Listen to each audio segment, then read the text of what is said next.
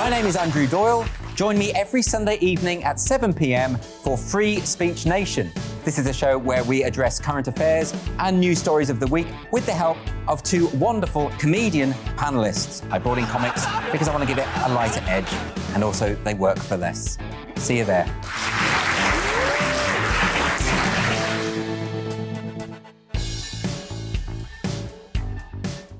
Join my show Farage, 7 p.m. till 8 p.m. Monday through Thursday, and there you will get opinion, analysis, debate, and I'll cover stories that nobody else dares to touch. And then for the last 15 minutes, talking pints. We're over a drink. We have a civilised conversation with someone. We very often disagree, but we do it in a grown-up way. Come and join me on Farage.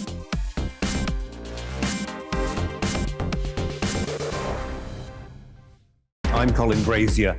I've reported from more than 70 countries around the world, covered wars from Afghanistan to Iraq, from Lebanon to the Balkans. I'm trying to bring that experience, that feel for events, to the studio. And something else, I'm ready to give an opinion. Today's stories with a spark. Brazier from 8 p.m. weekdays on GB News.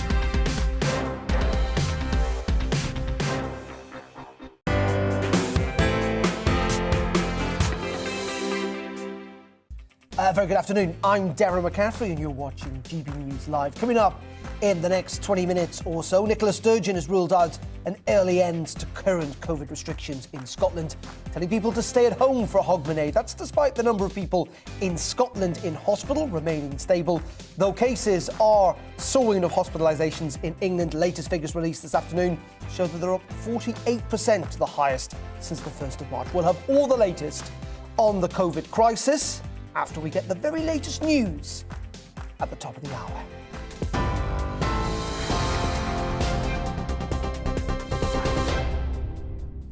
Thanks, Darren. I'm Polly Middlehurst with your news at 5 o'clock. Doctors have advised the Prime Minister that 90% of people being treated in intensive care have not received their COVID booster. Speaking at a vaccination centre, Boris Johnson said 2.4 million double jab people hadn't had their booster, and he's urging them to get the jab so they can enjoy the new year. The latest figures show that more than 800,000 boosters were recorded across the UK during the 5-day Christmas period.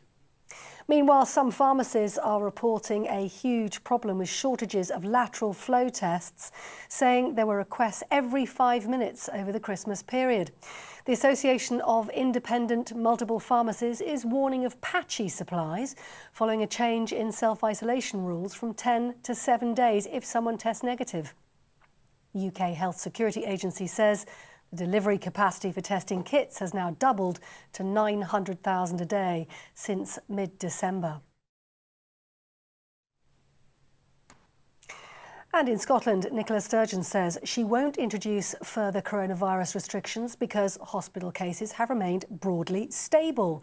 The First Minister says she expects a steep rise in cases over the coming weeks. Scots are also being urged not to travel to England for New Year's Eve, where clubs are still open. And it's also why over Hogmanay and New Year's Day and for at least the first week of January, we are advising everyone to stay at home more than normal, to reduce contacts with people outside our own households and to limit the size of any indoor social gatherings that do take place so that they don't include people from any more than 3 households. Meanwhile, in France, every single second, 2 people are testing positive for COVID. That's according to the country's health minister. Olivier Véran also said France had reported a record daily high of 208,000 new cases. That's up from 180,000 on Tuesday. While the WHO's Director General Tedros Ghebreyesus said he's becoming increasingly concerned by the global number of cases. Delta and Omicron are twin threats that are driving up cases to record numbers. I'm highly concerned that Omicron, being more transmissible, circulating at the same time as Delta, is leading to a tsunami of cases. Meanwhile, away from COVID, more than 100 cases of harassment and stalking have been reported in Parliament since the beginning of last year. The figures come from the Met's Parliamentary Liaison and Investigation Team, which was set up following the murder of the MP Joe Cox. It recorded 117 cases between January last year and September this year. The social care system is not fit for purpose and is handing some children over to criminal gangs. That's according to a new report.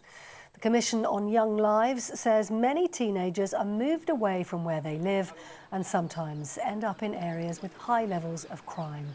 The Department for Education says it is now urgently reforming the system to address growing pressures.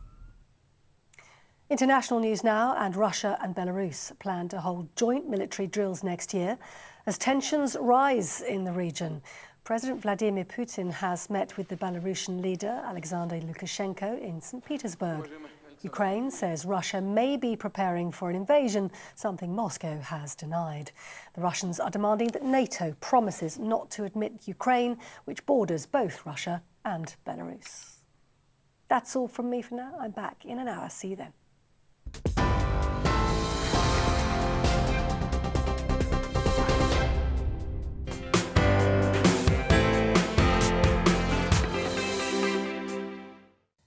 Very good afternoon. Welcome to the programme. As I was saying at the top of the programme, the latest figures which have just come in from England in the last hour or so show that there were 10,462 people in hospital as of 8 a.m. today. Now, that is up 48%, there's hospitalisations in England on the past week, and is the highest since the 1st of March, though it is only a third of the peak that we saw in the winter of last year. Meanwhile, in Scotland, as we've been seeing, Nicola Sturgeon's been updating the Edinburgh Parliament on the latest COVID situation there.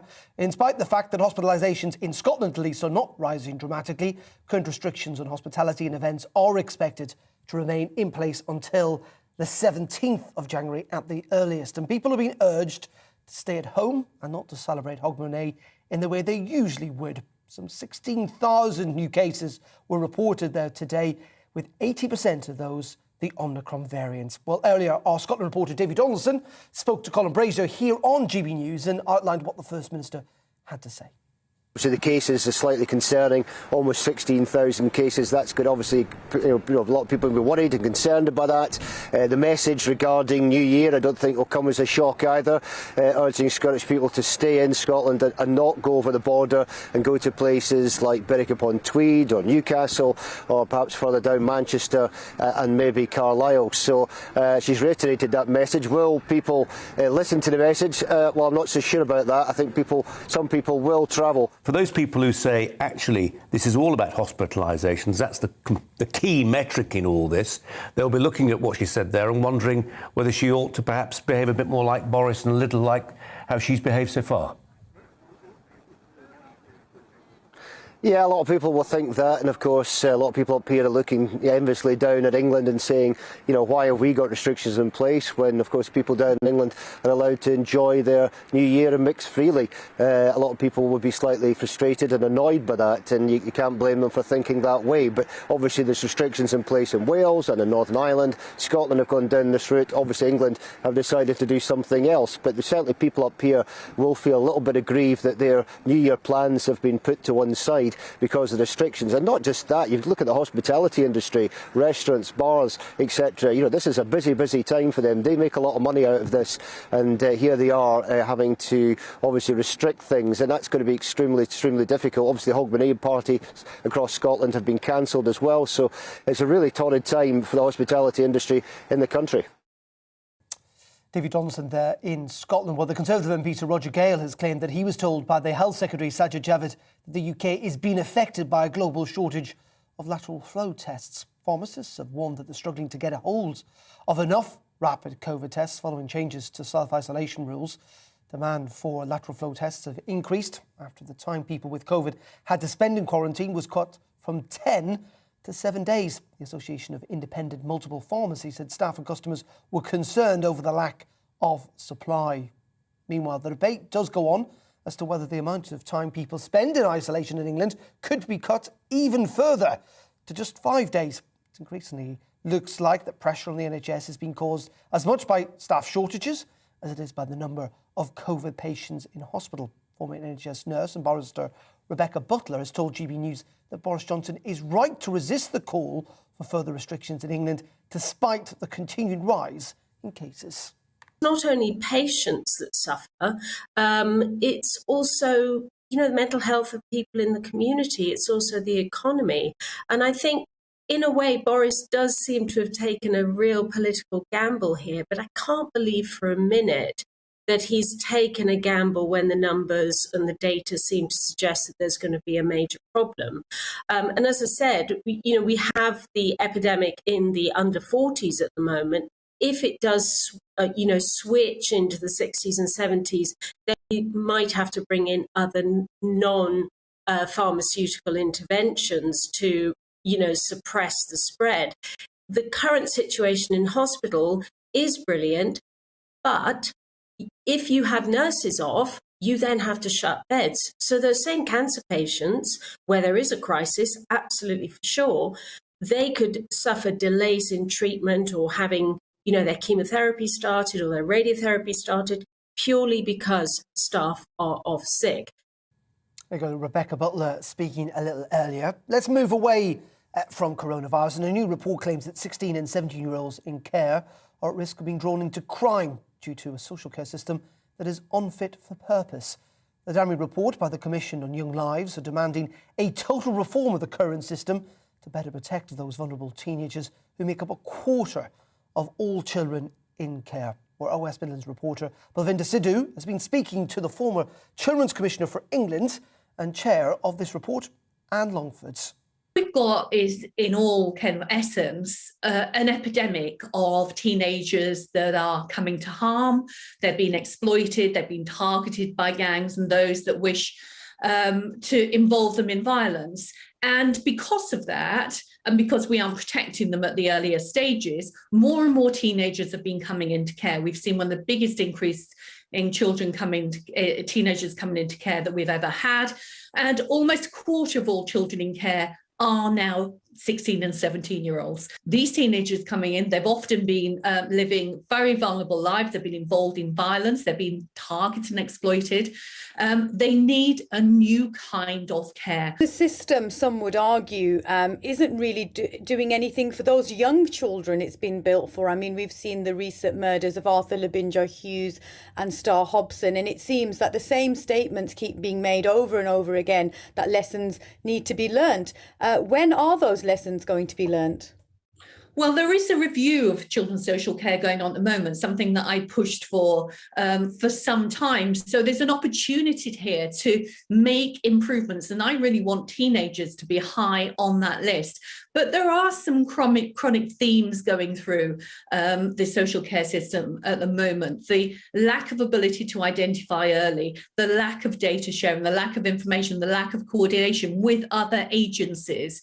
And they're also stretched at the seams in terms of funding. The average cost of a place for a teenager at the moment is an eye-watering £4,000 a week, £200,000 plus a year. And there's many that will go up to £10,000 plus pounds a week. Now, that's a child who's fallen into crisis, have very complex needs, that has escalating needs. Think what we could do with that funding if used earlier to protect those children from harm, to stop them falling into crisis, and also many more too. One of the things that we're really keen to look at is how we can develop new foster care models that actually could be really much better served for young people. Youth workers, for instance, if we could attract youth workers, train them up to be foster carers, they understand young people, they'll be able to build that relationship. That would cost a fraction of what we're now seeing. What is the solution then? I mean, you've already mentioned a better foster care model, but what else do you think needs to be done to protect vulnerable teenagers? I'd like a new teenagers' social care system, if you like. I'd like it to really concentrate on understanding and recognising when teenagers were at harm early and working with those families to wrap support around those families. We need a kind of ring of protection for those kids so the exploiters can't get to them. If they do have to go into care, then I want a really different approach, local foster care that can actually work with families.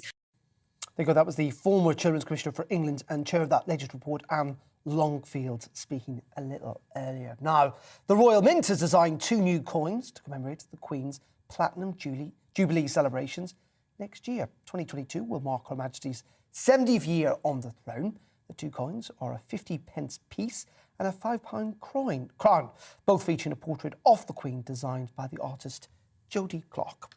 There's one commemorating the Commonwealth Games. Well, looks pretty smart, doesn't it? OK, well, that is it from me for now. I'll be back in 45 minutes at the top of the hour for the very latest news. Don't forget, Nigel Farage is here at 7 live from the studio tonight. Up next, though, on GBNews, Liam Halligan takes us through some of the big financial stories of 2021. Stay tuned. But first, here's the weather. It's time to remind ourselves there's always another winter. Canary Islands sponsors the weather. Hello there. Another mild day tomorrow. Still windy with some spells of rain, but some brighter breaks, particularly to the lee of higher ground towards the northeast. Low pressure firmly in charge. However, it's the wind direction which is determining how high the temperatures will be tomorrow. And we could see values coming in around 12 to 15 degrees Celsius, but it will be windy everywhere. And a breezy night tonight. Further spells of cloud and rain pushing up from the southwest. And this rain could turn heavy across the Midlands, Wales, northwest England. Further spells of rain for the north and the west of Scotland, particularly over the higher ground. We could see some high rainfall totals. All in all, it's a windy end to the night, a mild one. Also, we'll see further spells of rain. So a wet start to the day, particularly for England and Wales and Scotland. Rain clipping the far north of Northern Ireland just for a time. But notice an improvement coming in from the west as the rain clears towards the east. Still lingering on towards the more southern areas, outbreaks of rain continue and they will pep up as we head through the latter part of the day. Elsewhere, though, some brighter skies. Aberdeenshire down towards Northumberland, Derry as well as Antrim seeing some brighter weather to end the day. Now through Thursday evening and overnight, that rain, particularly across more western parts of the country, pushes ever northwards. The air remains mild wherever you are and further rain returns to Wales as well as the West Country later. Spits and spots further east through the latter part of the night. We hang on to some drier weather across the far north of Scotland. That's where the lowest temperatures will be overnight. But it will be a mild start to the last day of 2021. Yes, some rain first thing and some stronger winds, but notice the rain will wane as we head through the morning and into the afternoon. Still lingering on across northern counties of England, but certainly some brighter skies through the latter part of the day as temperatures struggle a little bit across the far north, 9 degrees Celsius here, but still mild further south. And a bright, breezy and mild start to 2022. Bye-bye. Canary Islands sponsors the weather.